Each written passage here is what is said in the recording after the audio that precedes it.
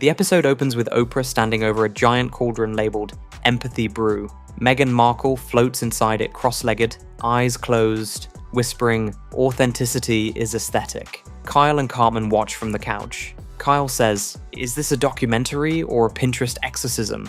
Cartman eats a bag of gluten-free kale chips and grumbles, "Dude, I think I'm getting an allergic reaction just watching." Cut to Meghan in a candlelit kitchen, whispering to the camera as she writes, "I am relatable," repeatedly in calligraphy. A banana bread loaf with googly eyes nods approvingly beside her. Stan walks in and mutters, "Is she trying to charm the internet with a Sharpie?" The show's fictional Netflix logo flashes, with Loaf, Megyn, a show about sincerity, shot with a mood filter. Megyn begins a cooking segment, describing her trauma scones and emotional chutney while arranging ribbon-wrapped blueberries on a hand-embroidered napkin. Randy enters, slips on a pile of edible flower petals, and shouts, "Who the hell puts chamomile on the floor?" Meanwhile, a boardroom of Netflix execs stare at a tanking line graph. One exec says, "Viewer retention drops off a cliff after the handwriting montage." Another replies, "She baked biscuits for chickens, Greg."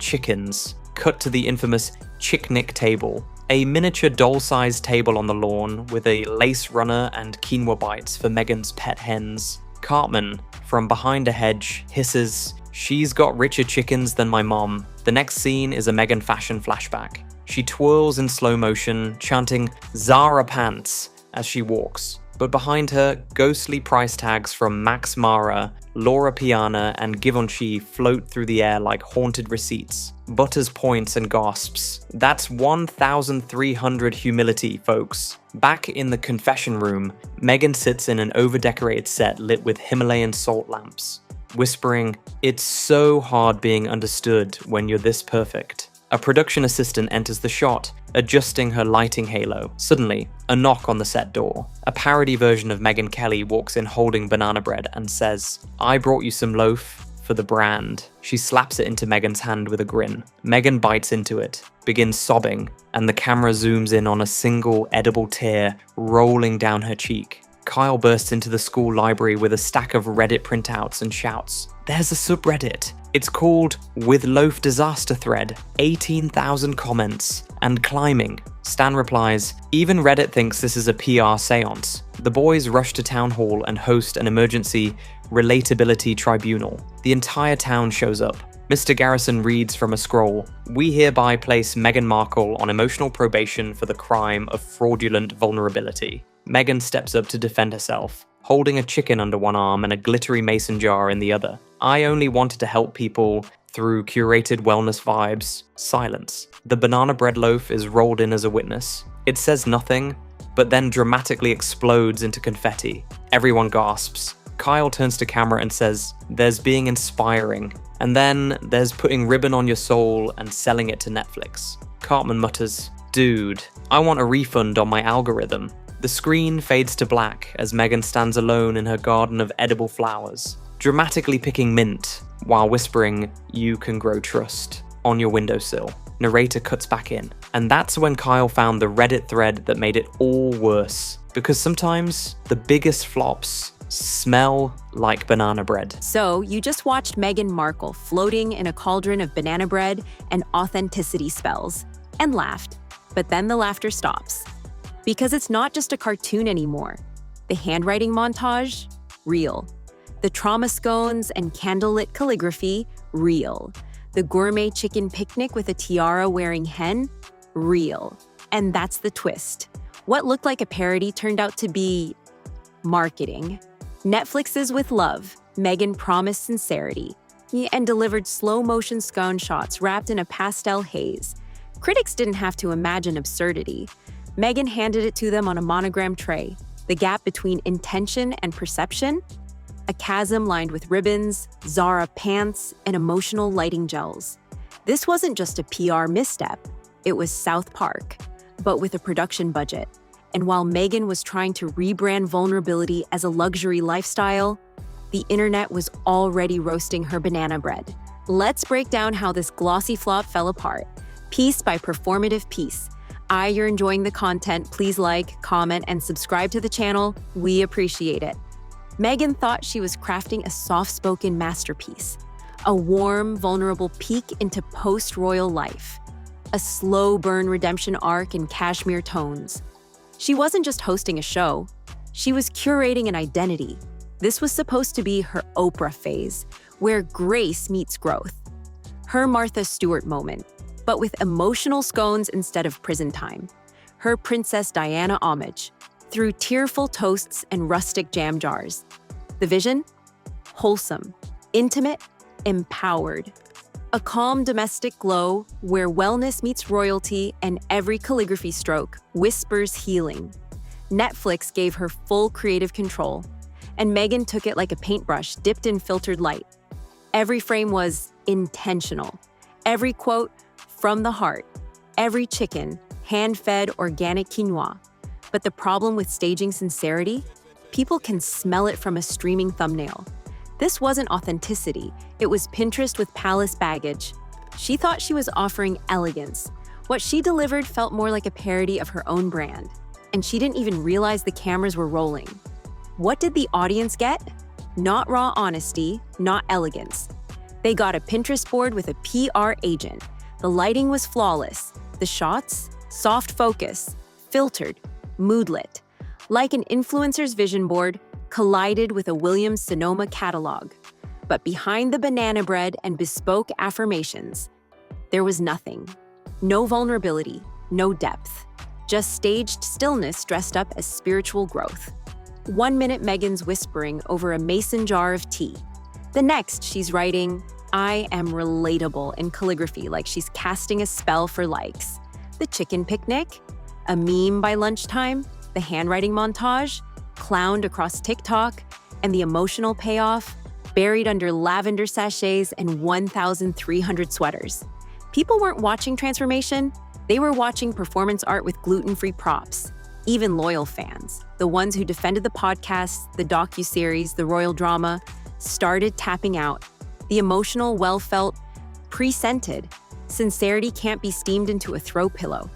What Megyn thought was intimacy came off as algorithmic vulnerability. It wasn't a breakthrough, it was a branding exercise. And the audience? They saw the pitch, not the person. If Megyn thought the internet was harsh, she hadn't met Megyn Kelly on a Tuesday. Megyn didn't just review with Love Megyn, she detonated it. In a segment that felt part news, part roast, Megyn called out the show for what it was. A $100 million Pinterest tantrum, disguised as vulnerability. She mocked the scones, she rolled her eyes at the curated wellness. She even brought up the chickens, because yes, those poor birds are now part of the discourse. But Megyn wasn't alone. Columnist Maureen Callahan followed with a fashion dissection so sharp, it could have sliced through a Zara pants seam. On one side, Megyn preaching humility. On the other, price tags from Laura Piana, Givenchy, Max Mara, floating around her like haunted spirits. And then came the final humiliation. The South Park parody, titled "With Loaf Megyn," went viral, racking up more attention, shares, and credibility than the actual Netflix series. It wasn't satire adjacent. It was surgical comedy, exposing every scripted smile, every desperate aesthetic choice. The press didn't just review her.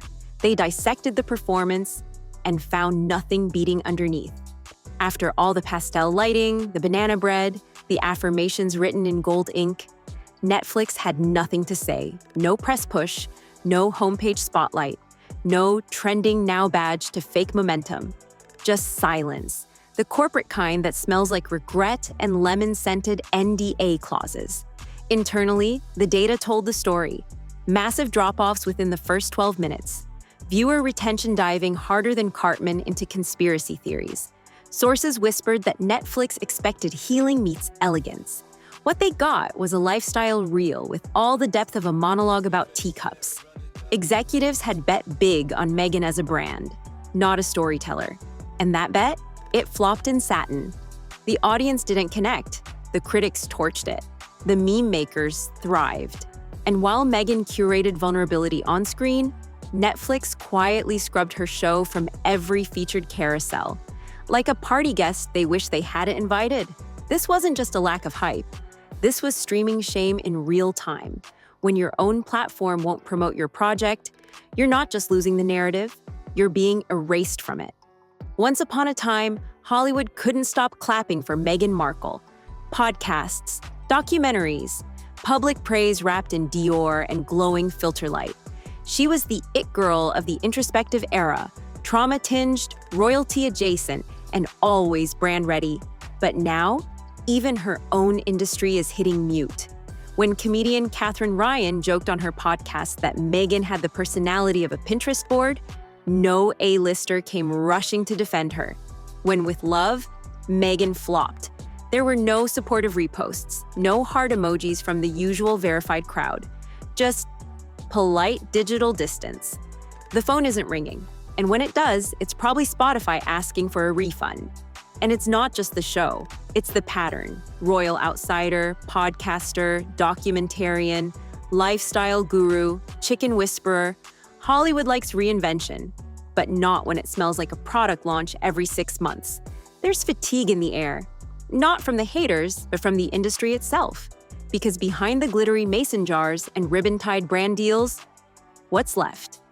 The sincerity feels manufactured, the glow feels focus grouped, and the spotlight? Flickering. Here's the part no glitter filter can hide. People don't believe her anymore, not because she cried on camera, not because she made scones for chickens, but because everything feels curated, calibrated, and completely controlled. From the lighting to the language, every moment screams brand strategy instead of sincerity. Confessions are softly whispered, not spoken. Apologies come wrapped in hand-lettered affirmations. Pain is presented like a product demo, with custom font overlays and royalty-free music in the background. It's not that Megyn isn't emotional, it's that the emotions feel pre-scheduled. There's a reason audiences tune out. We're not watching a person. We're watching an algorithm's idea of vulnerability. And the fatal flaw? She's trying to be relatable without ever being real. Because when you market your trauma like a skincare routine, people stop listening. And the more she tries to reclaim her narrative, the more audiences feel like it was never hers to begin with. At some point, even the glossy branding can't cover it. Not the mood lighting, not the banana bread, not even the $1,300 humility wardrobe. When the trust is gone, so is the platform. Here's the $1 million question, or in Megyn's case, the $100 million question. Can she come back from this? Some say yes, if she finally drops the act. No more calligraphy tears, no more mason jars of emotional branding. Just Megyn, unfiltered, unscripted, undone. But that version, we've never seen it. And maybe she doesn't know how to be that version anymore. Others say the damage is done. The public wanted to believe in her. But the Pinterest spirituality, the luxury lifestyle cloaked in relatability, the performative vulnerability, it wore thin. Then it wore out. And now, Netflix isn't biting. Hollywood isn't posting. Even the chickens are keeping a low profile. This might have been her last big platform, and she spent it staging a TED Talk in her pantry, because when every tear looks rehearsed and every truth sounds brand approved, you don't get a second chance.